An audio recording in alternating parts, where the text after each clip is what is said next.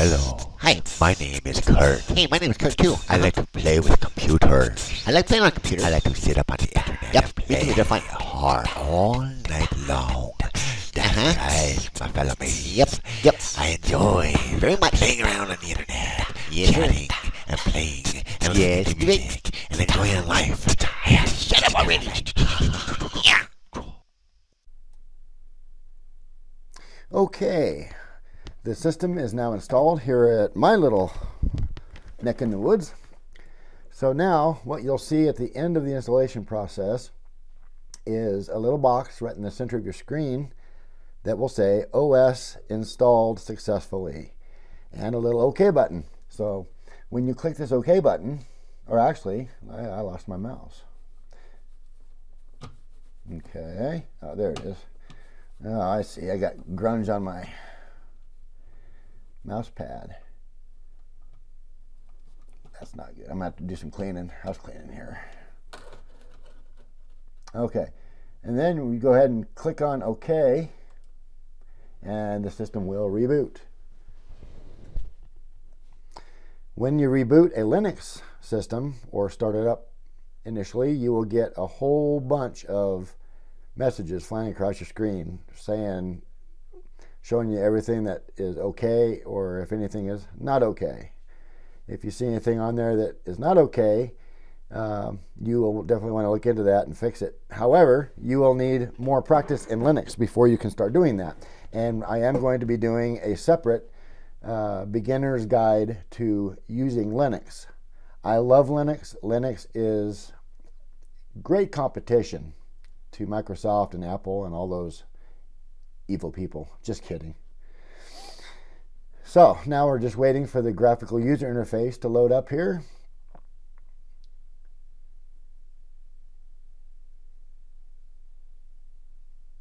Or actually, it should be a configuration screen. I'm sorry.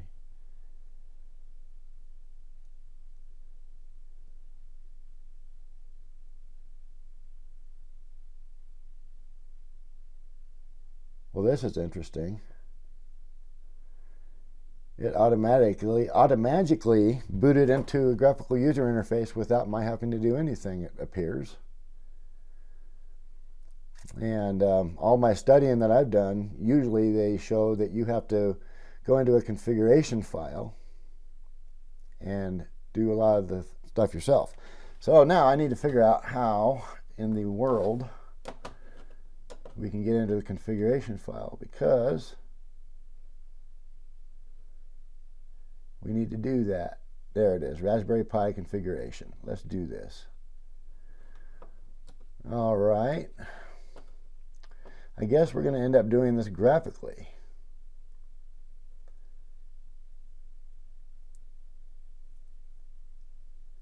File system, change password.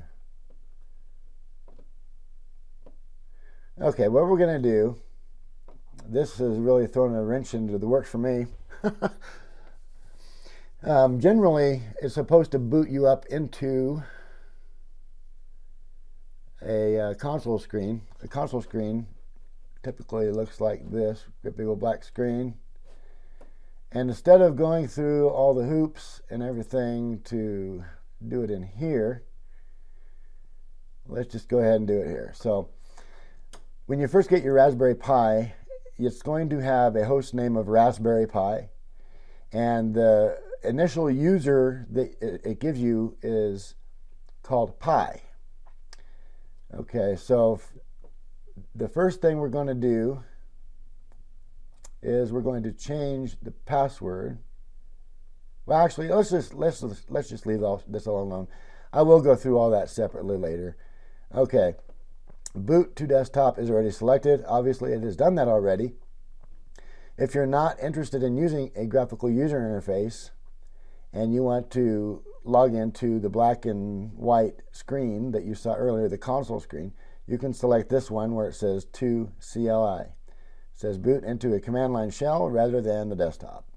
We'll just leave it at desktop because that's what I was going to do for everyone anyways. I'm assuming most folks that are coming to Linux for the first time are used to using a graphical user interface.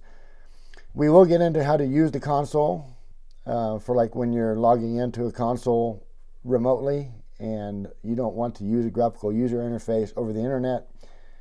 You can actually bring up the console and do your thing. Auto login. Log in as user pi. Okay, so we don't want this. So let's go ahead and deselect login as user pi. We will enter that ourselves, I do believe.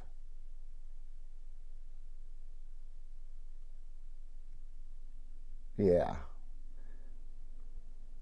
Because what we're going to do is we're going to create another user that's a username that you desire to have on this system. That way you're not called pi. You're called what you want to be called. Network at boot. Should we wait for a network? Do not complete boot until network connection is established. We might want to use the computer even if the internet is down or something, so leave that unchecked. Overscan is enabled. Okay, show the edges of the screen. Enable overscan to show the edges of the screen. I think we'll just leave that for now. Rastrack. Add to Rastrack. Okay, interfaces.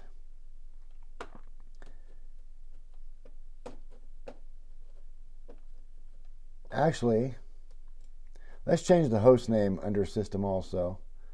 Well, wait, I'm gonna wait on that too. Let's just do the basics here. All right, camera.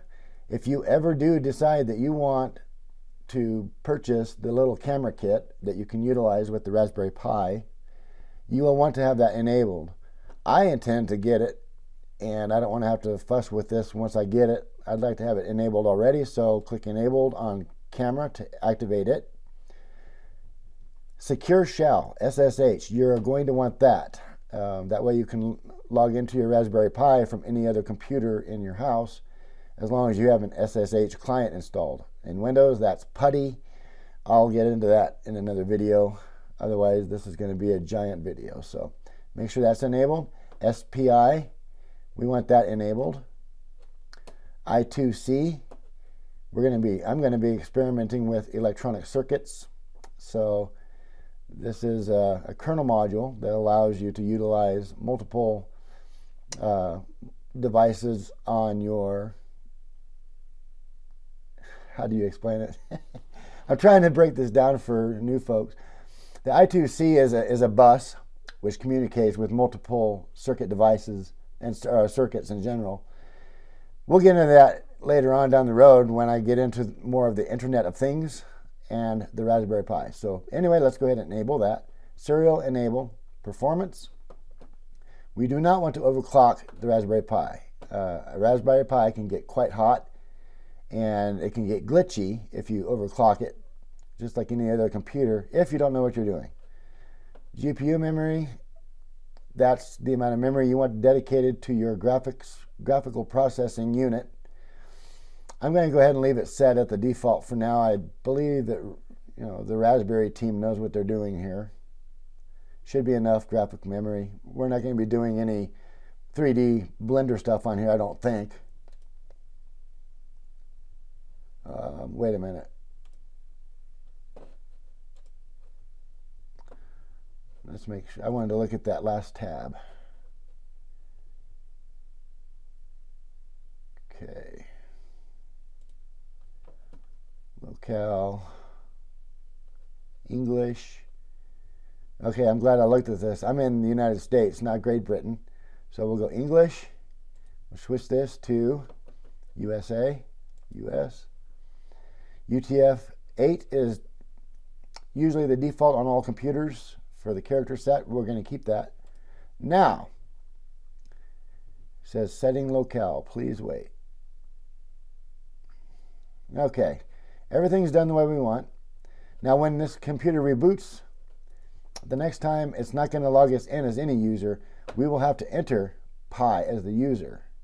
And then a Raspberry Pi comes with a default password for the user Pi, and that password is simply Raspberry Pi. So let's click OK. The changes you have made require the Raspberry Pi to be rebooted to take effect. Would you like to reboot now? We're going to say yes. We're going to let this thing reboot once again.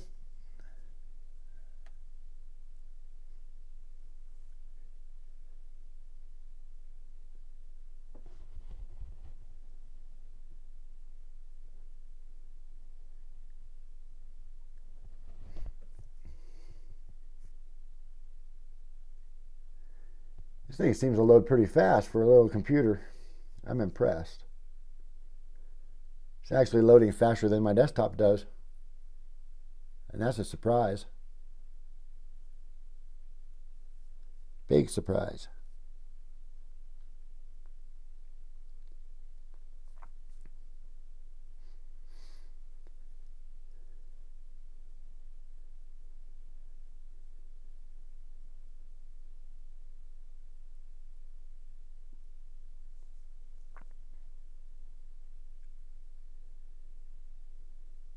Okay. Now, remember we selected we didn't want it to log us in as any specific user. So now here what we have to do is we have to physically enter pi for the time being. So we'll go pi, tab. Okay. The password that it comes with is Raspberry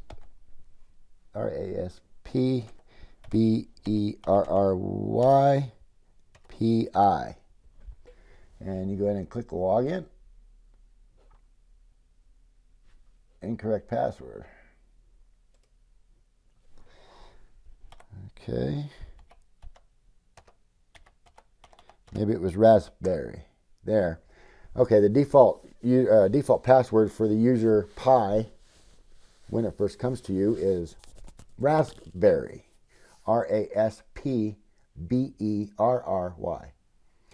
So now what we've got is we've got our little graphics screen up, and you can click menu and it'll show you everything that it comes with loaded in already. Programming environments, different ones. Office suite, you can actually use LibreOffice. You can save your documents into Microsoft Office format if you want, or save it as a LibreOffice format to use between other Linux machines. All of these do pretty much the same thing that the more expensive programs from other well-known manufacturers, operating system manufacturers give you. But we'll get into that later. Internet, we have a web browser. We'll click that and we're going to test our internet connection here.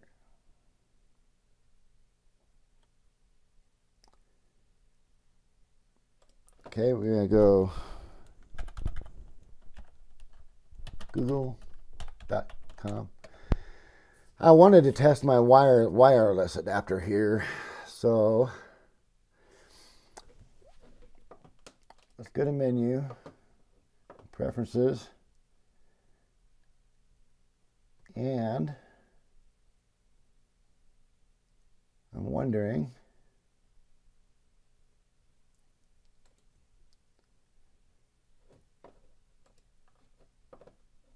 where the Wi-Fi thing is here. Okay, we don't have it.